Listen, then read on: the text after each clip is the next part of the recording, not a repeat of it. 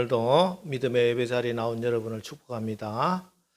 오늘 예배를 통해서 하나님 주시는 귀한 은혜와 복을 받아 누리시기를 바랍니다. 지난 시간에 우리는 믿음이란 무엇인가에 대한 말씀을 살펴보았습니다. 믿음은 바라는 것들의 실상이요, 보이지 않는 것들의 증거니, 여기서 실상이라고 하는 헬라어 단어는 히포스타시스라고 하는 말인데 설 수 있도록 아래에서 받쳐주는 것이다 하는 뜻입니다. 그래서 우리가 바라는 것, 소망하는 것들이 딱 바로 설 수 있도록, 그것이 그 증거를 얻고 이루어질 수 있도록 그 밑에서 받쳐주는 것이 믿음이라는 것이에요. 믿음이 없이 바라는 것들은 받침대가 없기 때문에 설 수도 없고 다 넘어지게 되어 있다는 말씀입니다. 이 믿음은 눈에 보이는 것이 아니라 보이지 않는 하나님의 성품과 하나님의 말씀, 그 하나님을 믿는 믿음이다 하는 것입니다. 내 눈에 어떤 일이 벌어진다 하더라도, 사람들이 와서 무슨 말을 이러쿵저러쿵 한다 하더라도 나는 하나님을 믿는다, 하나님의 약속의 말씀을 믿는다 하는 그 믿음 위에 서 있을 때, 그걸 끝까지 그 믿음 위에 나의 소망과 나의 바라는 것을 잘 붙들고 있을 때, 그러면 선진들이 이로써 증거를 얻었느니라. 우리의 바라는 것, 소원하는 것들이 증거를 얻게 된다 하는 그런 말씀입니다. 여러분, 그렇습니다. 여러분이 바라는 것, 소원하는 것, 그 소원이 하나님을 믿는 믿음 위에 서 있어야 합니다. 그러면 우리 주님이 그 믿음을 보시고 말씀합니다. 내 믿음이 크도다. 내 소원대로 되리라.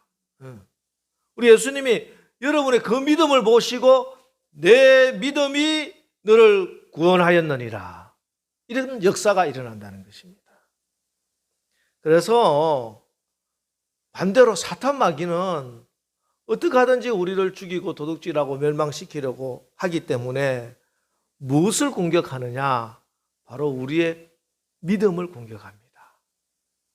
우리의 믿음이 반석같이 든든히 서 있는 거, 그게 죽기보다 싫은 거예요. 그래서 어떻게 하든지 우리의 믿음을 흔들어 보려고 하고, 막 상처를 줘서 그물가게 만들고 깨트려고, 그래서 믿음이 부실하게 되고 흔들리게 되어서 하나님이 우리에게 주신 소원, 하나님이 우리에게 주신 그 바라는 것들, 소망이 이루어지지 못하도록 망하게 만들려고 그렇게 사단이 우리의 믿음을 공격한다는 것입니다. 여러분, 여러분의 믿음은 가만히 있는 게 아니에요. 늘 오늘도 끊임없이 사단의 공격을 받고 있는 것이 여러분의 믿음입니다. 그래서 그 믿음이 흔들려 버리면 안 돼요. 믿음이 흔들려 버리면. 10가지 재앙을 애굽에 내리고 홍해를 가르시고 이스라엘 백성들을 하나님께서 출애굽을 시킵니다. 그리고 바란 광야 가데스 바네아라고 하는 곳에 도달합니다. 자, 이제 곧 바란 광야 가데스 바네아는 가나안 땅 바로 접경이에요. 이제 가나안 땅 앞에 딱 도착했습니다. 곧 그들이 그렇게 바라던 가나안 땅에 들어갈 수 있게 되었어요. 자, 그때 그런데 무슨 일이 일어났느냐? 신명기 9장 23절 말씀을 좀 보여주세요. 신명기 9장 23절.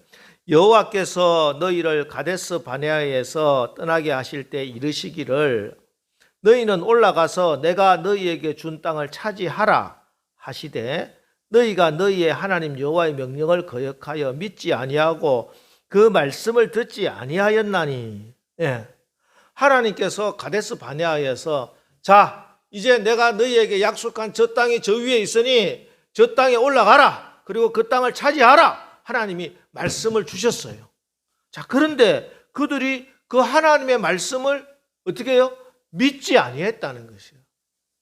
믿음이 흔들리기 시작합니다. 그 말씀을 듣지 않고, 그래서 무슨 일을 하느냐 하면은 12 정탐꾼을 보내서 가나안 땅을 정복하게 합니다.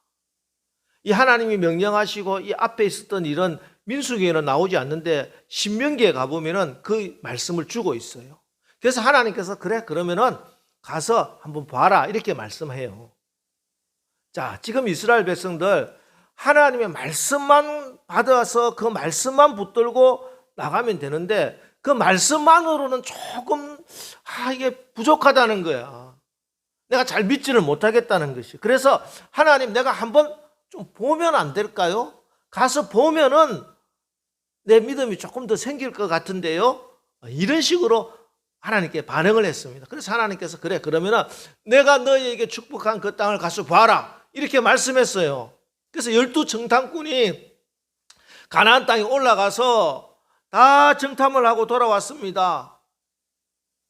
그리고 정탐을 하고 돌아와서 모세와 이스라엘 백성들 앞에 보고를 합니다. 먼저 갈렙이 하나님이 주신 그 믿음을 가지고 믿음의 눈으로 가나안 땅을 봤어요. 그랬더니 갈렙의 입에서 이런 보고를 합니다. 우리가 곧 올라가서 그 땅을 취하자 능히 이기리라. 갈렙이 믿음의 눈으로 딱 보고 오니까 그렇지 하나님께서 저 땅을 우리에게 주셨구나 하고 가자 취하자 이기리라 이렇게 보고를 합니다. 그런데 10명의 정탐꾼은 전혀 다른 이야기를 해요.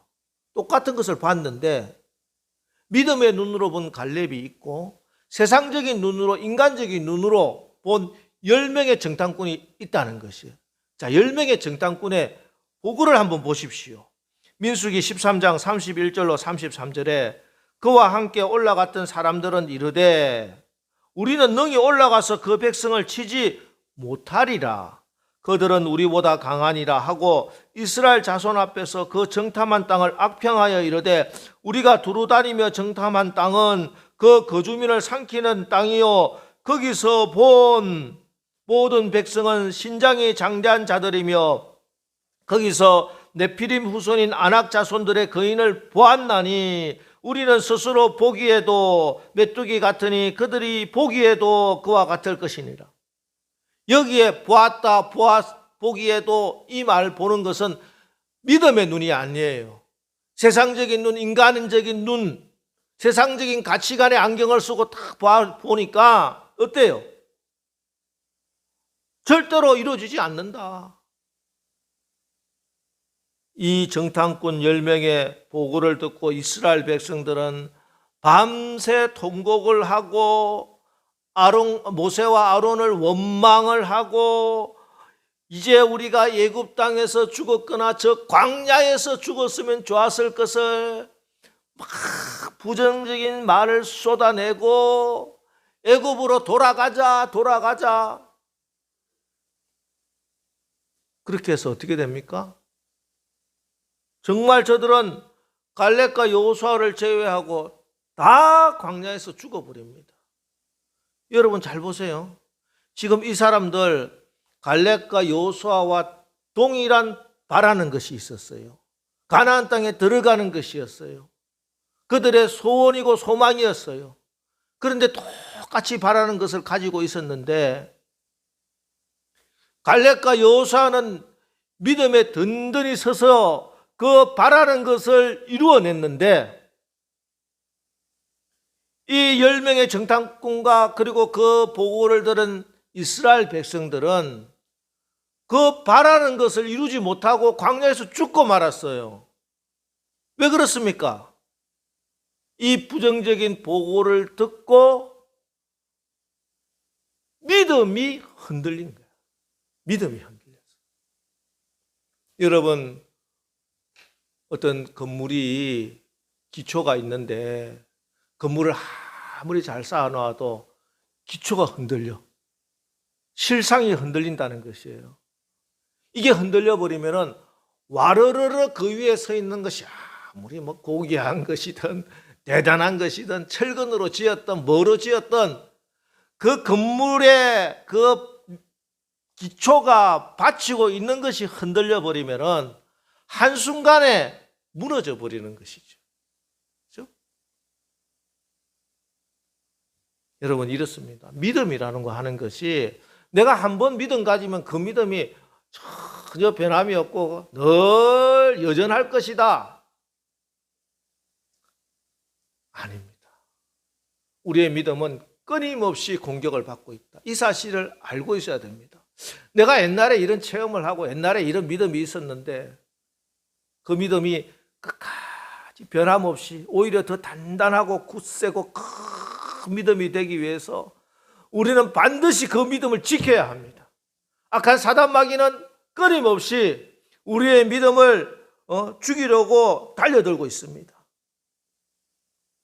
세상의 모든 온갖 이론과 사상으로 여러분의 믿음을 도둑질하려고 하고 여러분의 육체의 본성, 육신의 정욕, 안목의 정욕, 이생의 자랑 그런 여러분의 그런 본성, 죄의 본성을 자극해서 끊임없이 하나님의 말씀이 있음에도 불구하고 그 말씀을 의심하게 만들고 불신앙하게 만들고 낙심하게 만들고 늘 부정적으로 눈으로 보게 만들고 그래서 그 믿음을 자꾸 거물가게 하는 거예요. 자꾸 쳐보세요. 그러면 조금 금가다가 한순간에 와르르르 믿음이 무너져 버리고 반석 같은 단단한 믿음이 돼야지 그 위에 선 집이 바람이 불고 풍랑이 일어도 무너지지 않는데 이 믿음이 모래같이 만들어져 버리면은 조금만 어려움이 오고 시련이 오고 풍랑이 일고 하면은 그냥 무너져 내리는 거예요.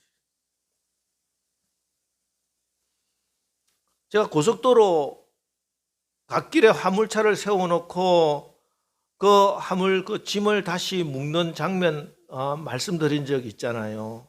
예, 우리가 인생을 살아가는 것은 가만히 있는 게 아니잖아요. 우리 인생길을 막 달려가야 됩니다. 하루도 치열하게 매일매일 치열하게 여기 부딪히고 저기 부딪히고 뭐 고속도로 달리다가 보면은 짐 이게 끈이 헐렁해져서 다시 묶는 그런 수준이 아니야 사실은.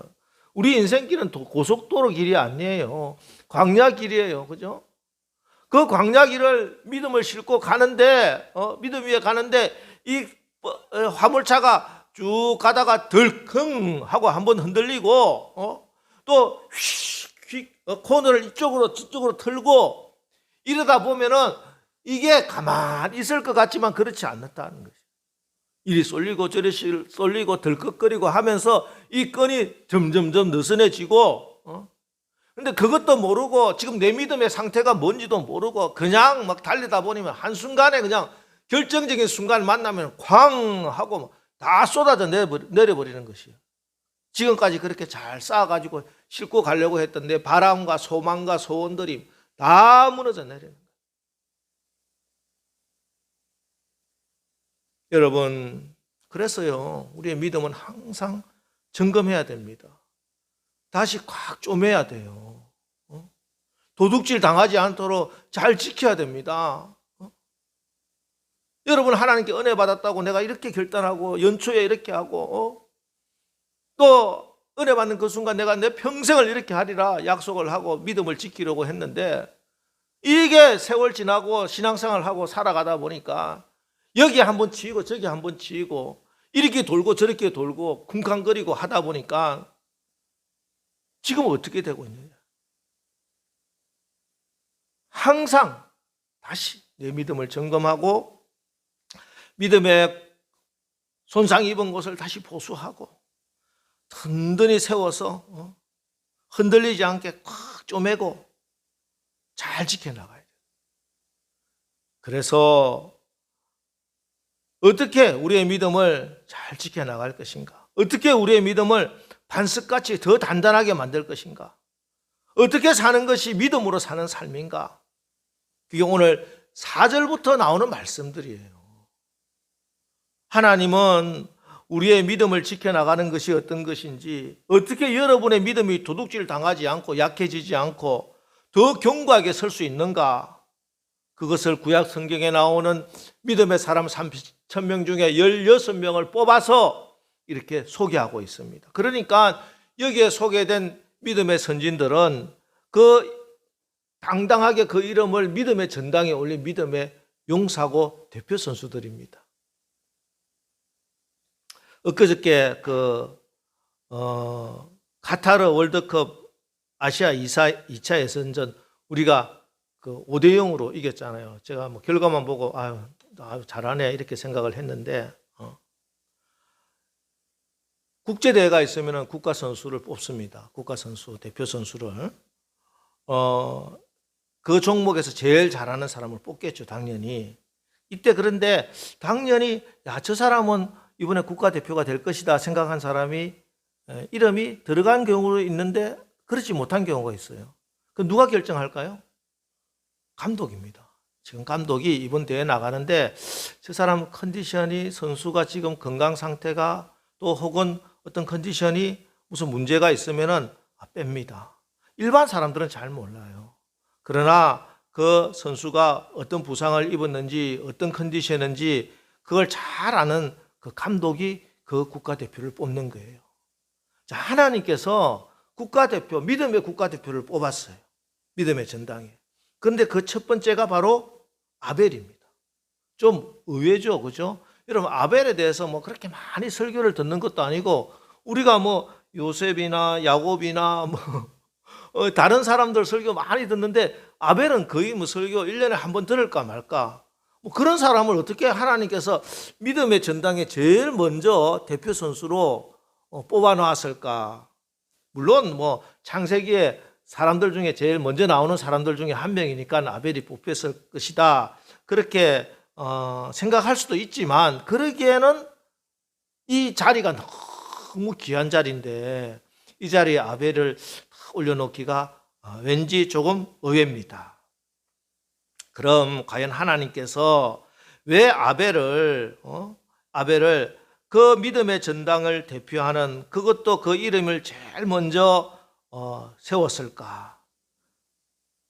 그것은 바로 우리의 믿음이 늘 공격을 당하고 있고 우리의 믿음이 흔들릴 때 그때 그 믿음을 지키는 길이 무엇인지 그 비결이 무엇인지 아벨을 통해서 말씀하시고자 하는 거예요. 아벨은 죽었으나 지금도 믿음으로 말하고 있기 때문에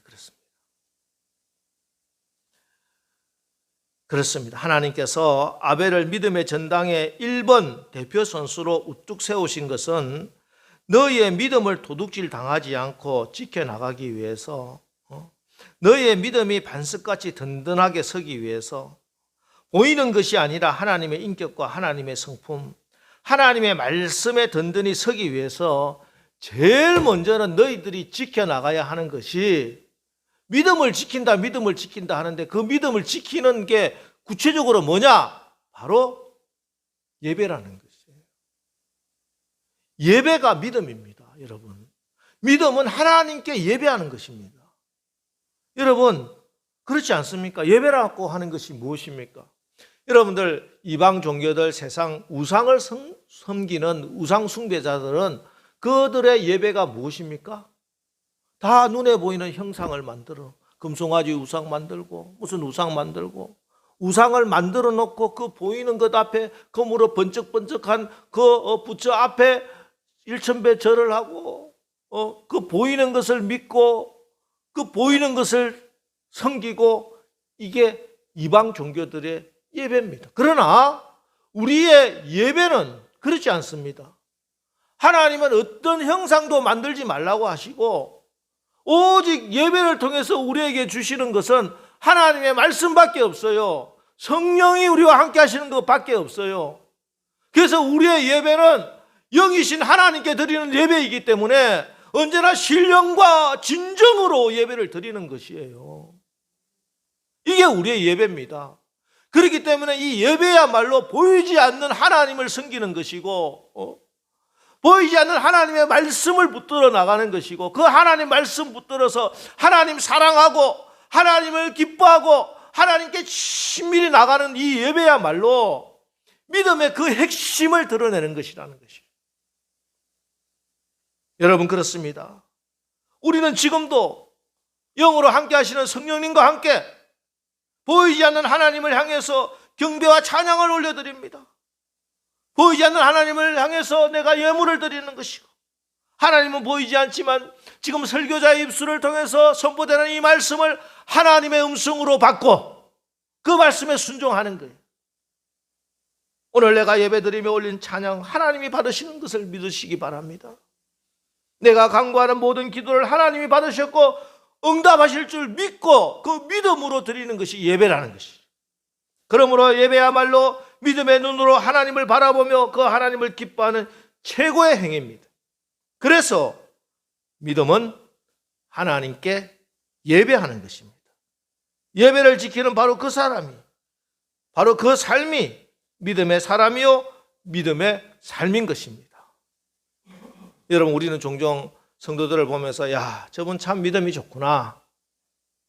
그런데요, 하나님께서 보시면서 아니야, 안타까워, 이렇게 말씀하는 분도 있고, 거꾸로 우리가 보기에는 저 사람 뭐 믿음이 좋겠나, 교회 나온 지도 얼마 되지도 않고 성경에 대해서 잘 알지도 못하고, 그렇게 판단하는데 하나님은 그 예배하는 것을 보시고 그 예배하는 중심에 그 중심을 보시고 저 사람 믿음이 최고다.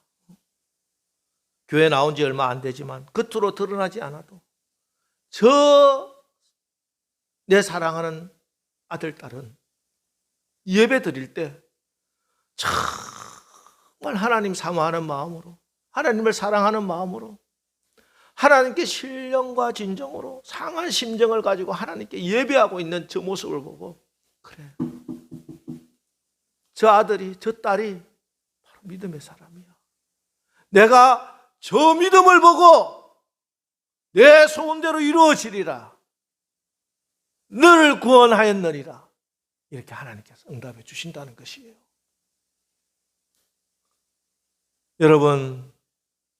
여러분의 믿음이 사람들이 보는 기준으로 뿐만 아니라 진정 하나님의 기준으로 보실 때 최고다 하고 칭찬받는 믿음의 주인공들 되시기를 축복합니다. 자, 이제 오늘 우리가 읽은 창세기 아벨의 이야기로 다시 돌아오겠습니다. 그럼 하나님께서 아벨의 예배를 믿음의 예배다, 믿음으로 예배를 드렸다, 이렇게 이야기하는데, 그러면은 믿음으로 예배를 드린다는 것이 과연 무엇일까? 히브리서만 봐서는 그게 뭔지는 몰라요. 그냥 히브리서는 믿음으로 아벨은 가인보다 더 나은 제사를 하나님께 드렸다, 이렇게만 이야기를 하고 있어요. 그래서 다시 창세기로 돌아와서 그러면 창세기에서 아벨이 어떤 예배를 드렸길래 그 예배가 무엇이기에 그것을 하나님이 믿음의 예배라고 하시는가 하는 것을 살펴보겠습니다. 창세기 4장 3절로 5절 말씀 다시 보겠습니다. 창세기 4장 3절로 5절. 세월이 지난 후에 가인은 땅의 소산으로 제물을 삼아 여호와께 드렸고 아벨은 자기도 양의 첫 새끼와 그 기름으로 드렸더니 여호와께서 아벨과 그 제물은 받으셨으나 가인과 그의 제물은 받지 아니하신지라 가인이 몹시 분하여 안색이 변하니, 이렇게 기록되어 있습니다. 자, 그러면 이 본문 안에서 그럼 믿음으로 예배를 드린다는 것이 무엇인가? 무엇이 믿음의 예배인가? 이에 대해서 어떤 목사님들은 가인은 피가 없는 제사를 드렸고 아벨은 양으로 드렸으니까 피의 제사를 드렸다. 십자가 보혈을 대입해서 이렇게 설명을 하시고 설교하시는 것을 제가 들은 적이 있습니다. 그러나 이것은 이 본문을 이해하는 데 과도한 논리의 비약입니다. 그럼 곡식으로 제사를 드리는 소제라고 하는 게 있어요. 분명히 하나님께 드리는 소제가 있어요. 그리고 여러분들 지금 오늘도 예배 드리면서 헌금을 하시는데 헌금을 양을 잡아서 드려야 되겠네. 이 헌금 가지고 헌금을 드리고 온라인으로 보내고 이 헌금 하나님 안 받으시나? 그 믿음이 아닌가? 말이 안 됩니다. 그거는 좀 잘못된 해석이고요. 가인이 농부기 때문에 당연히 자기가 갖고 있는 것 갖고 제물 드리는 거지. 농부기 때문에 곡식 드리는 거고, 아벨은 목축을 하는 양치는 그 목자기 때문에 양 잡아서 드리는 거고, 여러분 가지고 있는 것 갖다 드려야지. 남의 거 훔쳐와서 드려야 되나? 예배를, 제물을? 내가 가지고 있는 거 내가 드리는 거야. 그리고 어떤 주장은 또 가인은 농사 짓는 사람이기 때문에 농사의 신 천둥, 번개, 비의 신 바알에게 예배를 드린 거고, 아벨은 목축의 신인 여호와께 예배를 드린 거. 정말 말도 안 되는 소리입니다. 하나님이 모든 왕의 왕이시고 모든 주의 주이시고 하늘의 비와 바람과 사막도 목축도 다 하나님이 주관하시고, 하나님은 어떤 곳에서나 어디서나 예배 받으시기 합당하신 주이심을 믿으시기 바랍니다. 그래서 이 본문에서 그러면 하나님께서 아벨의 예배를 믿음의 예배라고 볼 수 있는 근거를 어디서 찾을 수 있느냐? 자세히 보면요, 조금 다른 게 있어요. 가인은 땅의 소산으로 제물을 삼아 여호와께 드렸고, 아벨은 자기도 양의 첫 새끼와 그 기름으로 드렸더니, 이렇게 되어 있잖아요. 가인이 자기 제물을 땅의 소산으로 예물을 드렸다 했으면, 아벨은 자기 양을 가지고 제물을 드렸다 이렇게 돼야 되는데, 여기에는 양의 첫 새끼와 그 기름으로 드렸다 하고 말씀하고 있습니다. 이게 무슨 말이냐? 구약 성경에서 곡식이나 양이나 가축이나 다 마찬가지입니다. 첫 소산, 첫 새끼를 하나님께 드리라 이렇게 명령하고 있습니다. 왜 그렇습니까? 첫 번째 것은 하나님의 것이다. 이 말은 하나님을 최우선적으로 생각하라고 하는 것이에요. 그래서 우리가 예배를 드릴 때, 하나님께 나올 때 하나님을 최우선적으로 생각하는 그 마음으로 최고의 것을 하나님께 드린다고 나와야 됩니다. 기름도 마찬가지예요. 기름은 지금은 요즘은 뭐 이렇게 기름 지방이라고 싫어하는 분도 있지만, 사실 구약에는 고기 부위 중에 지금도 사실 제일 맛있는 게 기름이 좀 들어가야지 맛있잖아요. 그죠? 기름 부위가 제일 귀한 부위였습니다. 그래서 기름, 콩팥의 기름이나 또 이 기름은 제사장도 먹지 못해요. 반드시 하나님께 태워서 하나님께 드려야 됩니다. 왜? 제일 귀한 것이기 때문에. 하나님은 언제나 우리의 최고의 것을 받기를 원하십니다. 하나님을 어제 내가 쓰고 남은 거 던져두듯이 구걸하듯이 하나님을 대우하면 안 됩니다. 여러분, 하나님은 그 존귀하신 하나님 앞에 내가 경외함을 잃어버리면은 그 예배는 하나님 받지 않습니다.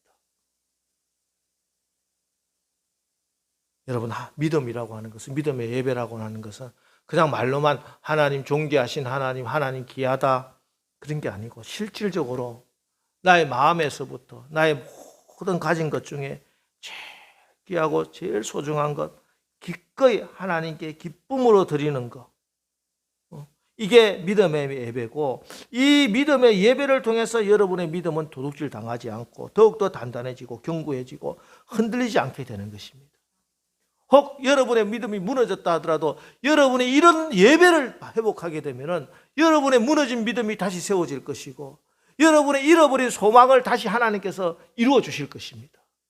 예배는요, 우리에게 있어서 가장 큰 축복입니다. 예배는 여러분들의 의무가 아니에요. 어쩔 수 없이 다른 사람 쉬는 시간에 나는 교회 다니기 때문에 어쩔 수 없이 이 시간에 또 예배 시간에 나와야 되나? 몇 시간 차를 타고 와야 되나? 여러분들이 복 있는 사람이기 때문에 이 예배를 소중하게 다시 회복시켜서 하나님께서 여러분에게 여러분이 그렇게 소원하고 원하고 바라는 것을 이루어 주시기 위해서 이 예배의 자리로 여러분을 인도해 주신 것을 분명히 믿으시기를 주님의 이름으로 축원합니다. 그래서 하나님 앞에 나올 때는 나의 가장 좋은 것, 나의 가장 귀한 것 하나님께 드립니다. 여러분 명심하십시오. 하나님께 드리는 것은 내가 쓰다 남은 것 드리는 게 아니에요. 생활비, 학원비, 여행비 다 쓰고 남아서 11조 드리는 게 아닙니다. 내 물질의 주인이 하나님이심을 믿고 의지하고 분명히 고백하는 그 믿음으로 하나님 나에게 주신 이 물질, 하나님의 그 신줄 내가 믿습니다. 하나님의 그 중에서 10분의 1 하나님께 드리는 게 아니에요. 내 물질 중에 하나님, 내가 10분의 9를 내가 쓰게 해주셔서 감사합니다. 내가 쓰고 남아서 돈에 여유가 있어서 헌금 드리는 거 아니라는 거예요. 여러분, 시간도 마찬가지입니다. 이것저것 세상 일 다 하고 일가 친척 대소사 다 돌보고 친구들 동창회 다 나가고 그래도 시간이 남아서 이 주일 아침에 여러분이 하나님 앞에 나와서 예배 드리는 거 아니에요. 이 귀한 시간 너무너무 좋은 시간이지만 이 나의 삶을 주관하시고 내 시간을 주관하시는 시간의 주인 되시는 하나님이시기에 내가 이 일주일을 하루를 시작하는 이 귀한 첫 주일날 내가 이 시간을 하나님께 온전히 올려드립니다. 나에게 가장 귀한 시간이기에 그때 하나님이 기뻐하십니다. 그래, 너가 나를 그렇게 생각하는구나. 그래, 그래서 네가 내 딸이고 내 아들이다. 내가 너 믿음, 그 믿음 보고 내가 너의 소원을 이루어 주리라. 그렇지 않습니까? 여러분, 하나님을 경외하셔야 됩니다. 하나님은 우리가 함부로 대할 뿐이 아니에요. 옛날 구약에 사람들은 하나님의 영광 앞에 잠깐 얼굴만 비춰도 다 죽었습니다. 감히 어떤 인간이 감히 하나님 앞에 설 수 있겠습니까? 그러나 예수 그리스도께서 보혈의 십자가에서 그 몸을 찢어서 우리가 담대히 그의 은혜의 보좌에 나갈 수 있게 하셨고, 그래서 감히 우리가 이 자리에 나와서 하나님 면전에 서게 되었는데, 그 하나님 앞에 나오면서 껄렁껄렁 시간 남아서 어디 나와서 취미생활 하듯이 그렇게 예배 드리면 될까요? 우리 하나님 그렇게 취급받으실 분 아니라는 사실을 여러분 분명히 아셔야 됩니다. 여러분, 만일 여러분 내일 오늘 지금 전화가 왔어. 청와대 비서실이래. 내일 대통령이 좀 독대를 하고 싶다. 좀 들어와라. 전화를 받았어요. 여러분, 오늘 밤, 오늘 지금부터 뭐 하겠어요? 가서 놀 거 다 놀고 밤에 잠도 안 자고 게임이나 하다가 내일 아침에 부시시한 몸으로 몸도 부지지근한데 세수도 안 하고 그렇게 청와대 갈까요? 아무도 그러지 못할 겁니다.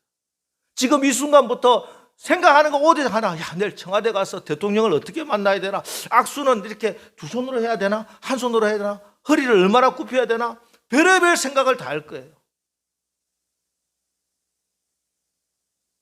내일 주일이다. 그러면은 오늘 밤, 오늘 이 시간부터 내일 하나님 어떻게 만나야 되지? 내가 하나님 앞에 내가 어떤 것으로 감사를 표해야 되지? 이렇게 우리의 모든 것을 잘 가다듬어 내 마음의 중심부터 하나님은 보시잖아요. 대통령은 우리의 마음의 중심은 몰라. 그러나 하나님은 우리의 마음의 중심을 아신다. 그래서 여러분들 정말 말씀드립니다. 여러분 예배 한번 잘 드리면요, 여러분의 인생이 완전히 뒤바뀝니다. 예배는 하나님의 축복의 자리입니다. 제가 어제 우리 다니엘 속회, 부부 속회에서도 말씀을 드렸어요. 축복의 자리는 예배의 자리입니다. 하나님께서 구약을 읽어보고 말씀을 읽어보세요. 하나님께서 그 소원하는 걸 언제 이루어 주셨나? 아침 소재 드릴 때, 저녁 소재 드릴 때 하나님의 영광이 임하고 적들을 물리쳐 주시고 소원을 이루어 주시는 거예요. 그래서 예배는 여러분 의무가 아닙니다. 어찌할 수 없이 억지로 끌려 나오는 것이 아니라 여러분들만이 받을 수 있는 하나님의 가장 큰 축복이요 특권인 줄 믿으시기 바랍니다. 이 예배 자리에 나오면요, 여러분이 세상에서 흔들리고 상처받고 부서지고 했던 그 믿음들도 하나님께서 추스려 주시고 그 믿음도 단단하게 해주시고 그 믿음도 세워주셔서 그래서 하나님이 축복을 주신다는 것입니다. 여러분, 날마다 여러분의 예배가 이런 신령과 진정으로 여러분의 최고의 마음 자세로 나와서 예배드림으로 하나님의 복을 받는 귀하고 복된 자리 되시기를 주의 이름으로 축원합니다. 그러기 위해서 여러분 스스로 인격으로 여러분의 삶으로 하나님께 예배를 드려야 돼요. 오늘 하나님께서 예배 제물을 받으시는데 표현이 그렇습니다. 4장 4절 5절 보면은 여호와께서 아벨과 그 제물을 받으셨으나 가인과 그 제물은 받지 아니하신지라. 여기 보면은 제물만 받는 게 아니에요. 예배만 받는 것이 아니에요. 뭘 받아요? 가인을 받지 않고 아벨을 받으시는 거예요. 아벨이라고 하는 그 인격을 받으시는 거예요. 그의 삶을 받으시는 거예요. 여러분 오늘 나와서 예배 드리면서 여러분 찬양도 올려드리고 기도도 하고 헌금도 드리고 하지만 하나님께서 찬양만 홀딱 받고 헌금만 홀딱 받으시는 것이 아니라 여러분을 받으신다니까요. 그래서 여러분의 삶이, 여러분의 인격이 하나님께서 받으시기에 합당한 거룩하고 흠없는 제물이 되어야 되는 것이죠. 그래서 우리의 삶 자체가 늘 예배자로 서 있어야 됩니다. 여러분의 정체성은 예배자예요. 하나님께서 이스라엘 백성들을 출애굽시켰을 때 저들을 왜 출애굽시키느냐 분명히 말씀했어요. 저들은 나에게 제사 드려야 될 예배자이기 때문에 내가 저들을 구원한다 이렇게 말씀했어요. 여러분의 삶이 날마다 예배자의 삶으로 사시기를 축복합니다. 여러분의 삶이 예배를 드려야 돼요. 삶의 예배. 여러분의 몸이, 여러분의 인생 전체가 하나님께 예배자로 드려야 된다는 것입니다. 그때 하나님께서 기뻐하시는 참된 예배가 됩니다. 여러분 우리가 세상을 살아갈 때 얼마나 많은 공격들이 있습니까? 믿음을 공격하는 그런 것들 가운데서 여러분들의 믿음을 지켜나가는 것은 그때 그렇지 내가 예배자지 하는 것을 깨닫는 거예요. 그리고 예배자의 자리에 딱 서 있는 거예요. 아무도 예배하지 않는 그곳에서 내가 예배자로 서 있어야 된다는 것입니다.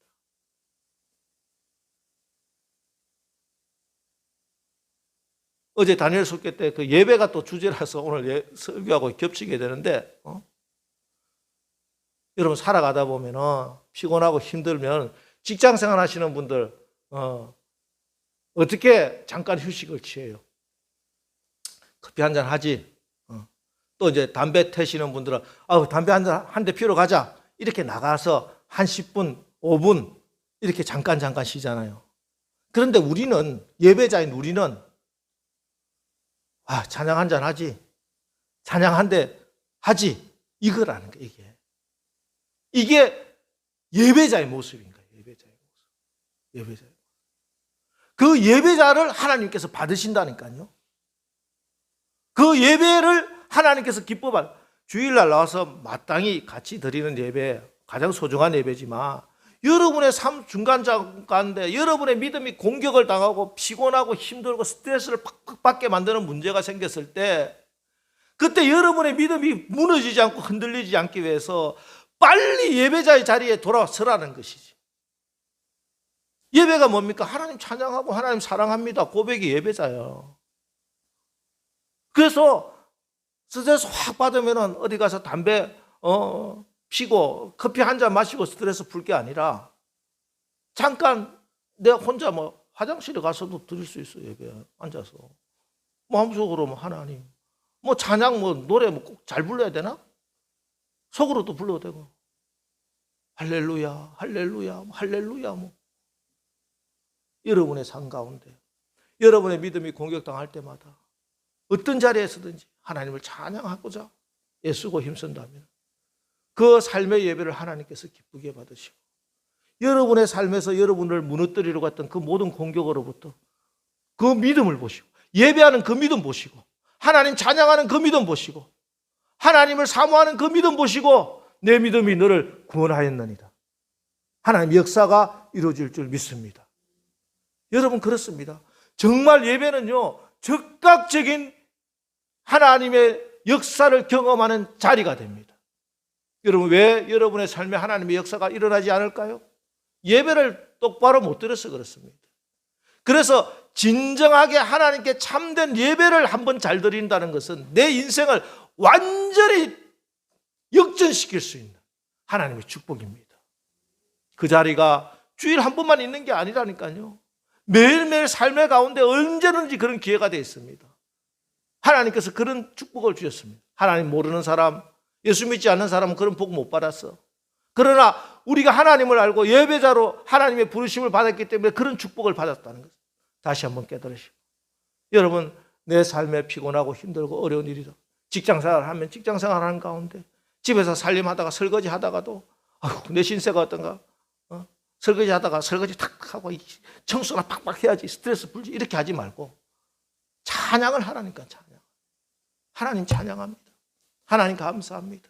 노래 부르고 찬양할 때 하나님께서 그곳에 햇빛 같은 하나님의 은혜를 부어주시고 어둠을 물러나게 해주시고 여러분의 대적을 물리쳐 주시고 여러분들이 무너진 모든 것을 바로 세워주시는 기적이 일어날 줄 믿습니다. 오늘 본문, 그래서 아벨의 믿음은 참 귀합니다. 그가 죽었으나 그 믿음으로서 지금도 말하느니라. 하나님께서 이 아벨의 예배를 받으시고 오늘도 우리에게 믿음이라고 하는 것은 이렇게 지켜나가는 거야, 예배는 이렇게 드리는 거야 하고 말씀해 주시는 것입니다. 여러분, 오늘 우리가 코로나 팬데믹이라고 하는 전대미문의 이 어려운 시대를 살아가면서 여러분의 삶도 신앙도 믿음도 많이 흔들리고 또 금이 가신 분도 있고요. 어쩌면 지금 모래처럼 그렇게 바스라져 있는 그런 형태만 겨우 남아있는 그런 믿음의 삶을 겨우겨우 유지하고 있는 분도 있습니다. 그러나 그 위에 여러분들이 바라는 것을 세워나가서는 다 무너지고 맙니다. 이 믿음을 다시 견고히 하고 단단하게 흔들리지 않도록 다시 세워나가야 돼요. 그 길은 예배를 회복하는 것입니다. 무너진 재단을 다시 수축하는 것입니다. 여러분이 하나님 앞에 나올 때 마음가짐, 나의 자세부터 진정 하나님을 사랑하는 그 마음으로 나의 삶 곳곳에서 여러분이 믿음의 예배자로 서 있을 때 하나님께서 여러분이 바라는 것들의 증거를 얻게 해 주실 줄 믿습니다.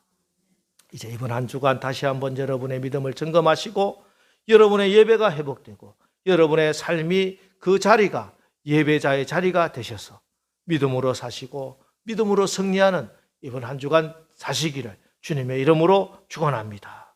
기도하겠습니다. 하나님, 우리의 믿음이 사람들이 보는 기준으로만 좋은 것이 아니라 진정 하나님의 기준으로 보실 때도 참 좋은 믿음, 귀한 믿음 되게 하옵소서. 우리의 예배가 회복되어 무너져 있고 약해진 우리의 믿음이 다시 세워지게 하시고 반석같이 단단한 믿음, 능력으로 역사하는 살아있는 믿음으로 회복되게 하옵소서.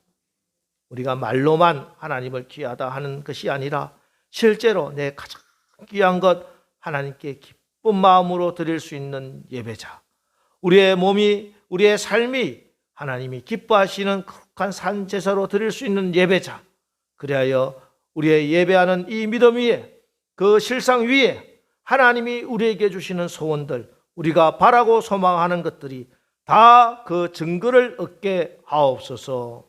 예수님의 이름으로 축복하며 기도합니다. 아멘.